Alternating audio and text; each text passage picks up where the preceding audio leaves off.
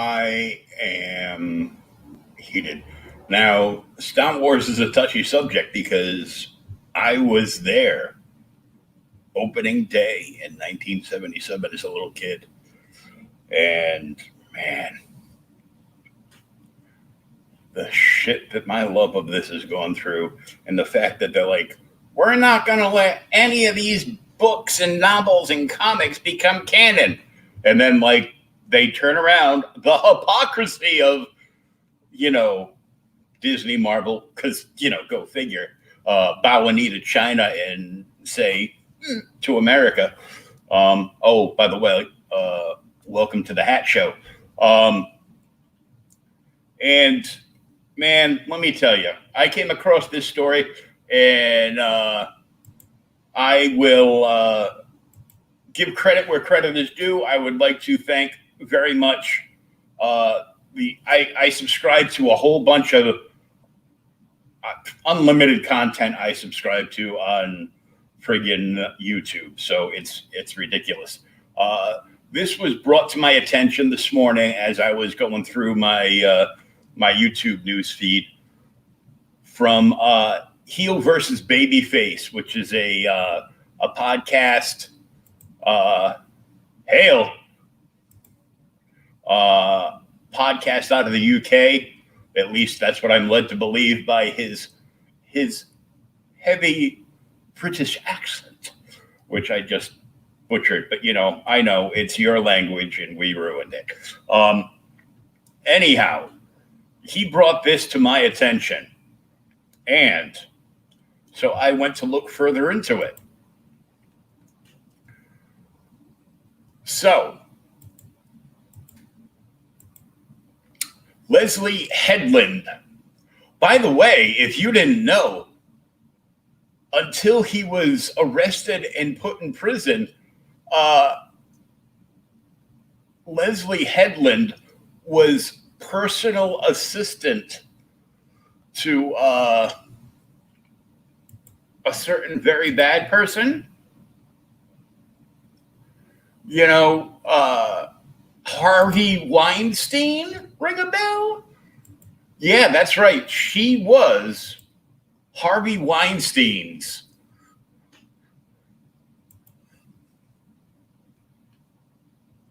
Hey, Derek, how are you? She was Harvey Weinstein's personal assistant for quite a number of years, and she knew nothing. Bullshit. She knew everything, to quote Heels versus Babyface. But there's a bunch of stuff going on here, and it's the typical bullshit from Disney, who will turn around and tell the fans that they have no right to question anything. I'm sorry, but without a fan base, you have no reason to make anything. And you are killing your fan base by telling them that, fans' opinions are bullshit and they don't count for anything. And we don't want, it's kind of like, I don't know. It's kind of like Eminem telling people he didn't want fans if they voted for Trump, back a couple of years ago. You might have heard that line in a Tom McDonald song, which is awesome, by the way. But she thinks Star Wars is all about politics because, of course, they want to play everything, the whole elitist Hollywood, far progressive, left kooky side of the aisle. And, I wouldn't be surprised to see them, pushing CRT stuff in here and everything else. Here's some great news. I know you're going to love this. She hired a writer who's never seen anything Star Wars in her life. Yes, that's right. And I'm fine with, with hiring, women to do just about anything. But the entire reason she hired this woman as a writer is because she's female and she's a gay woman. And she said, queer representation is a top priority. This is just going to be like, terrible. Oh, yeah, that's right. Leslie Headland apparently helped groom actresses for Harvey Weinstein because, she was the personal assistant. Who else would do something like that? I don't know. Oprah. Everybody gets a hooker. Oprah. No, I never did anything like that.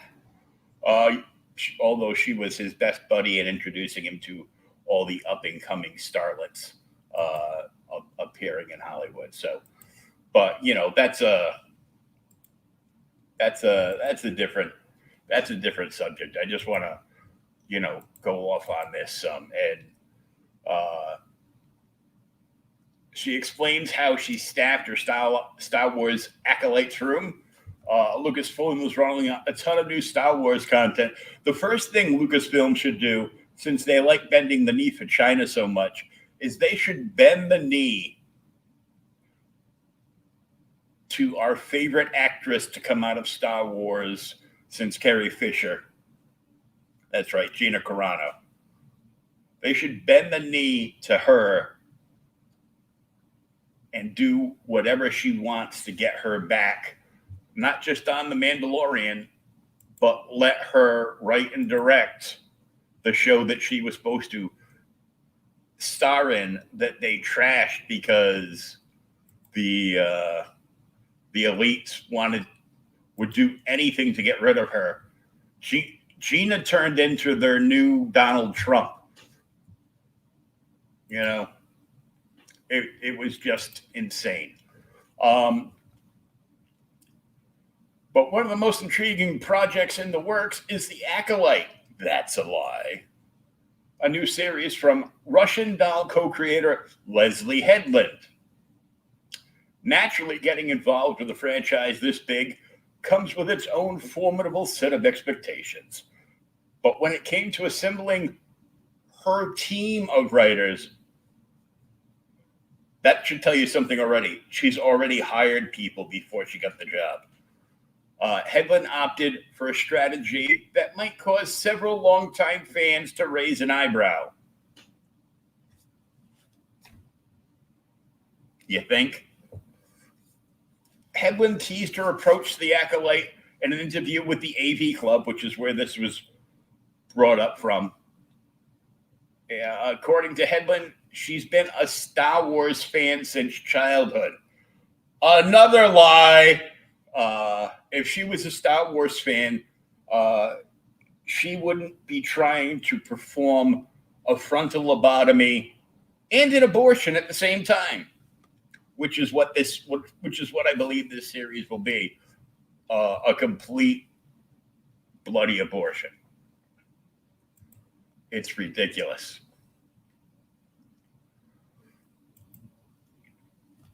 Headland teased her approach to The Acolyte to the AV Club. According to Headland, she's been a Star Wars fan since childhood. She cited not just the original trilogy, but also several role-playing video games and expanded universe novels. Here's the first smart thing she mentioned, is the novels by Timothy Zahn, which were some of the best books to come out of the novelization of Star Wars over the years. However, it's important for Hyland to find writers that didn't think along similar lines. First of all, and this is a quote, first of all, I really wanted people that were different from me, said Headland. I certainly did not want a room full of people that were just agreeing with me vehemently, not ideologically, but artistically, people that kind of had a different writing style or were interested in different things. All that kind of stuff, mostly what it looked like from where people felt I could execute a great script, number one. And then in the job interview, just really talking to people who had different life experiences than I did and different connections to Star Wars than I did. Like never seeing Star Wars ever. You know, probably knowing who, you know, Luke Skywalker, Princess Leia, and Darth Vader were just from a pop culture standpoint. But, you know, that's pretty much it.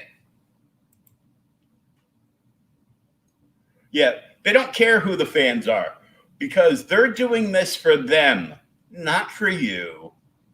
She said the best Star Wars is the Star Wars that you make yourself. In other words, making it just for her, which is ludicrous. It's like you have a fan base of millions of people. Keep in mind that the best thing that has come out of Star Wars in like the last 30 years, live action, has been, of course, The Mandalorian. Animated wise, I would say up and down The Bad Batch, along with the last season that Disney added of the animated Clone Wars. That right there, the season 7 of the Clone Wars ties directly into The Mandalorian and into Bad Batch. It was brilliant, but it's also easier to do something, you know, animated than it is to do something live action. Of course, we know that.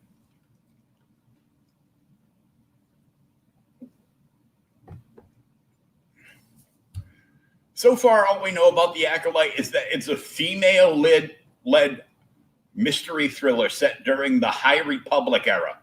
Right there should tell you all you need to know. The High Republic is social justice garbage. For more on why the High Republic is utter garbage, you can search for High Republic content / Geeks and Gamers, because they did great in-depth stuff on why it was total garbage.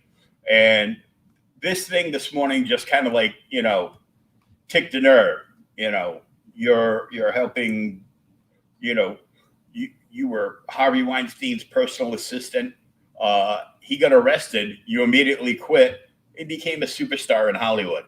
Isn't that special?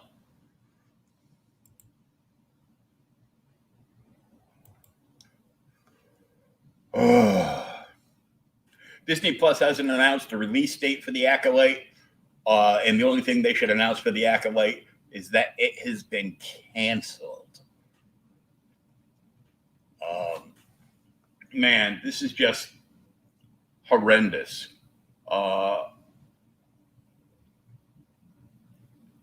There were people like, this is a quote from her. There were people like myself that were later in life, Dave Filoni, who was, of course, is attached to Acolytes because he's attached to everything.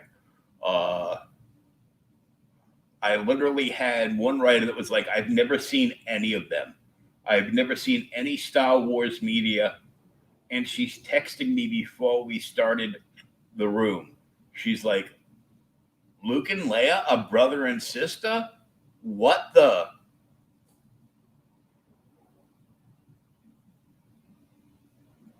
I wanted to reach through my screen and shred the article I was reading.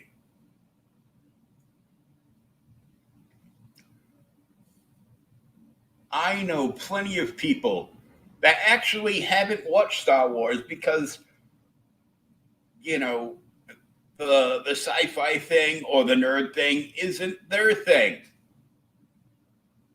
I have family members that haven't watched it, but they still or have like it's been on in the background and their kids were watching it, or brothers or cousins were watching it, whatever.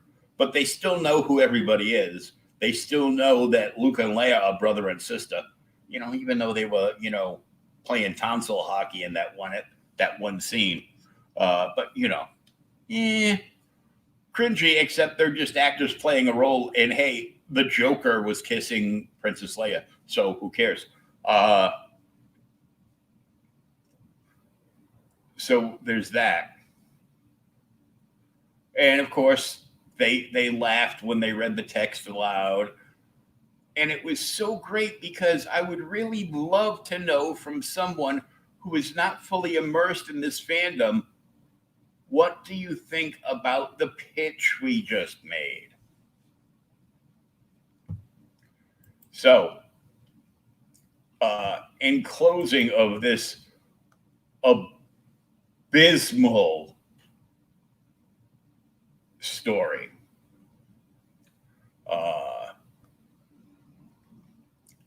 oh God, my stomach is turning. I'm like drinking water, and I'm drinking water, and it's like I just drank a whole bottle of Patron. It's just the water is churning in my stomach, and I want to vomit just from reading this. It's just like awful. So, what have we learned today, boys and girls? Well, that the person the person mostly in charge, besides Dave Filoni, who has last say on everything at Disney and Marvel and every place else, apparently. Leslie Headland was formerly the personal assistant to aforementioned person. She thinks Star Wars is about 100% politics. And, war in general, if you look at it, is about kind of sort of about politics. And Star Wars, in an offbeat way, I'll say it has political issues, but it's not about politics. It's about the people and the character of the people. Something anyone in Hollywood would know nothing about. Having character. Not playing a character, but actually having character. She's hired a writer who has never seen Star Wars, and LGBTQ, all those letters.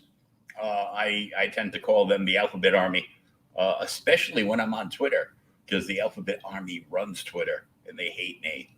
And I don't care what you are, but why does it matter that this whole representation is all bullshit?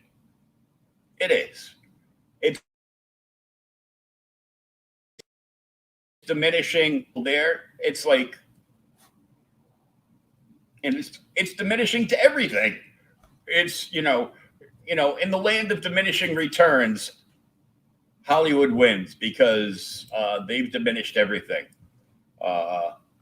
Also, on a side note, I hear that they are remaking The Little Mermaid. Of course, they are getting rid of the fact that she is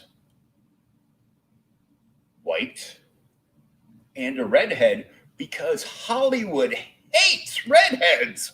Have you noticed that? Go back and look. Anybody that's a redhead, like for years and years in these canon stories, their original characters were portrayed as redheads.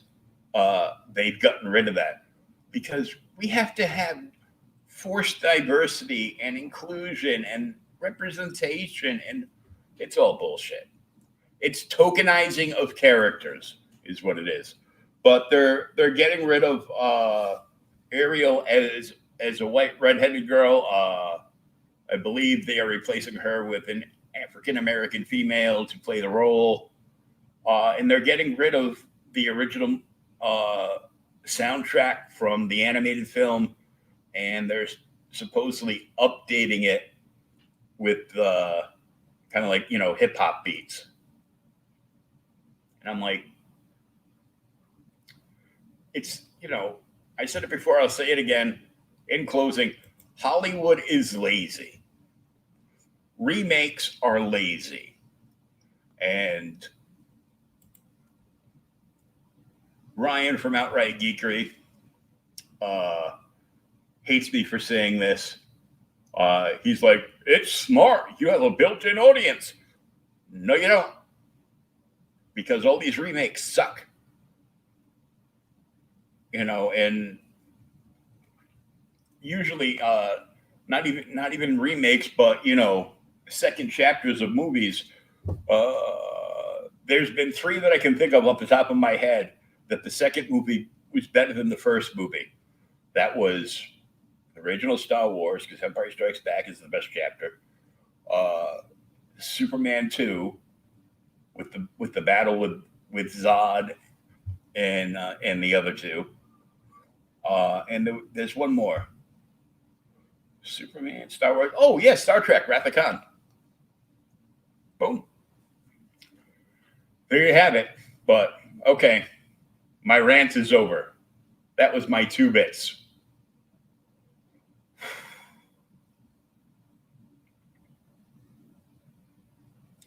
All right, I'm going to go relax and read a comic book now.